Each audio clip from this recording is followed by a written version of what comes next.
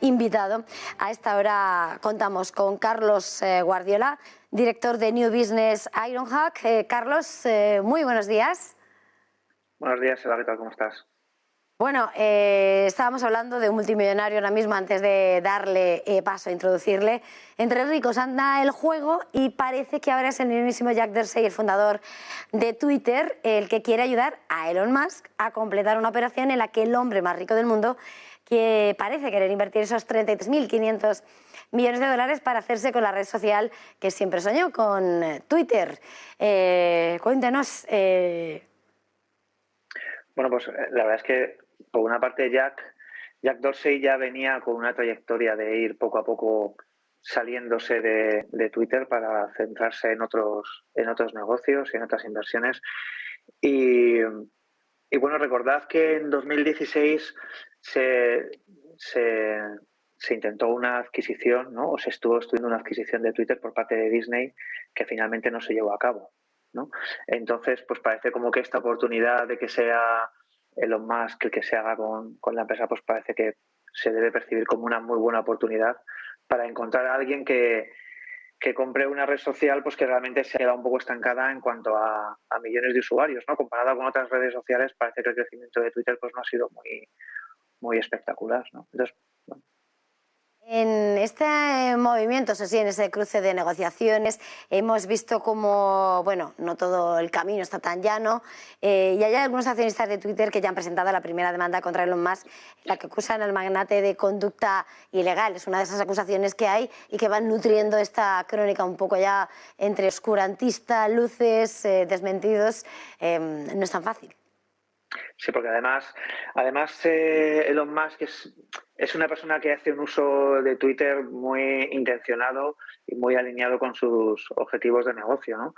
Precisamente la demanda de estos accionistas, que se suma a una investigación que está haciendo la Comisión del Mercado de Valores en Estados Unidos, tiene que ver precisamente con todo lo que ocurrió durante el mes de marzo, en los momentos en los que Elon Musk empezó a hacerse con un porcentaje relevante de acciones de la compañía, en cómo se tenía que haber comunicado que se había superado un 5% de propiedad de las acciones, y con unos tweets en los que Elon Musk durante el mes de marzo, antes de hacerse pública la propiedad de la compañía, empezó a poner en cuestión como tres grandes aspectos de la plataforma, ¿no? El aspecto del algoritmo y cómo se estaba gestionando el timeline de sus usuarios, el aspecto de la libertad de expresión, que es uno de los problemas que tiene Twitter prácticamente desde los inicios, y el tema del modelo de negocio basado en publicidad versus alternativas basadas en servicios para los suscriptores, ¿no? Entonces, este tipo de mensajes, Elon Musk hizo varias encuestas, sabéis que tienen millones de usuarios, sus encuestas generaron mucho debate, y en ese momento pues las acciones bajaron, nunca sabemos que hay correlación y causalidad, ¿no? Pero lo cierto es que Elon Musk es una figura muy pública, muy activa, que utiliza Twitter para, bueno, pues quizá en sus intereses, pues las acciones bajaron, ¿no? Entonces se ha producido esa demanda y esta investigación al respecto de si Elon Musk cumplió o no cumplió el plazo para informar de la propiedad que tenía respecto de las acciones de Twitter, y si el informe que presentó, el documento que presentó, fue el documento de inversor pasivo o inversor activo, ¿no? Alguien que iba a seguir invirtiendo y que tenía un objetivo, como se ha visto, pues de hacerse con la red social y con sus millones de usuarios. Pregunta mucho a las redes sociales, pero luego, bueno, como todo comprador, quiere buscar el precio más económico. De hecho, quiere dejar de lado el acuerdo o bien quiere comprar a un precio mucho más barato inicialmente previsto, mientras vemos, ¿no?, esas dudas, cuestionamientos sobre el número de suscriptores. Claro, es que fíjate que la operación de Elon Musk, aunque nos hemos centrado en el precio, obviamente Twitter es una empresa que está en bolsa, él ha hecho un precio, una oferta, ¿no? Al final a los accionistas les ha dicho, a los inversores, voy a pagar $52 por acción, ahora mismo está en 39, con lo cual parece que hay una posible rentabilidad ahora mismo, a día de hoy. Lo que está realmente es pagando un precio muy alto por el volumen de usuarios. Ahora mismo todo esto baila mucho en función de cuántos usuarios consideremos que tiene Twitter y cuántos de ellos son activos. Pero más o menos lo que se está estimando, el dato es que está llegando a pagar entre $180 y $190 por usuario de Twitter. Y si pensamos en otras operaciones, por ejemplo las de Facebook, cuando compró WhatsApp o cuando compró Instagram, estábamos hablando de datos de entre 30 y 40 dólares por usuario. ¿Vale? Entonces, claro, estamos hablando aquí de Tesla, de Twitter, 180, 190 dólares por usuario. Claro, ¿qué porcentaje de esos me estoy comprando cuántas bots? Es normal pensar eso y que eso forme parte del debate de la adquisición.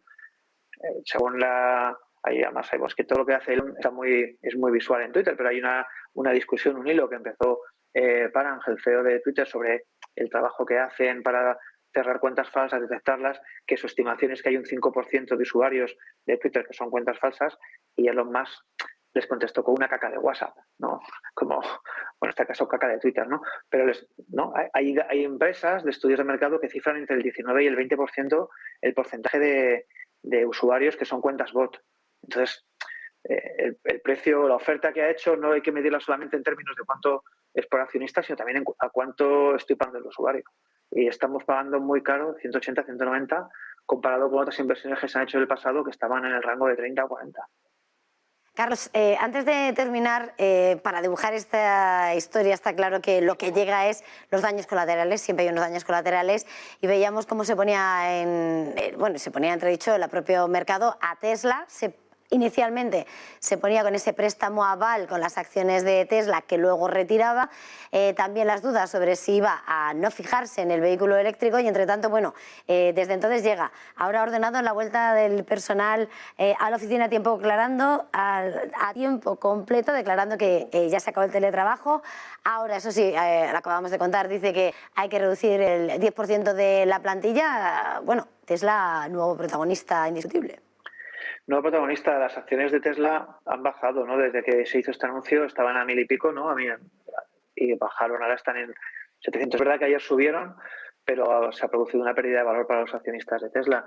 Y las declaraciones de Elon nunca son casuales. Ayer se filtró, o hace un par de días, se filtró esta carta a la plantilla diciendo que hay que estar en las oficinas, que 40 horas mínimo a la semana. Es una política muy agresiva respecto a otras políticas que estamos viendo en la propia Twitter, ¿no? La política de trabajo de Twitter es que cada cual trabaje donde quiera, ¿no? Va a ser la línea de una empresa como, por ejemplo, Facebook, ¿no? Otras empresas como Apple pues tienen políticas híbridas, 2-3 días, ¿no? Apple intentó mover de 2 a 3 días y parece que ha tenido que ponerlo en pausa, ¿no? Lo cierto es que ahora mismo el forzar el teletrabajo o forzar el volver a la oficina en un contexto donde tienes que deshacerte o tienes que prescindir un 10% de la plantilla, pues es una medida que puede invitar a que la gente abandone la empresa y que te salga más rápido, ¿no? ¿Por qué? Porque en el movimiento que está habiendo en Estados Unidos, que se ha dado en llamar el gran abandono, ¿no? The Great Resignation, pues esto es una medida, la medida de no poder conciliar el teletrabajo, pues puede hacer que mucha gente deje la empresa. Y también es un aviso claro para los empleados de Twitter. En Twitter la política de trabajo es cualquiera lo que decida, donde sea más productivo, ¿no? Esas son las palabras de Parham. Donde tú seas más productivo, ahí quiero que trabajes. En cambio, la visión de Elon Musk es hay que estar en la oficina, los líderes tienen que ser visibles, tienes que estar con tu equipo, aquí es donde pasan las cosas, ¿no?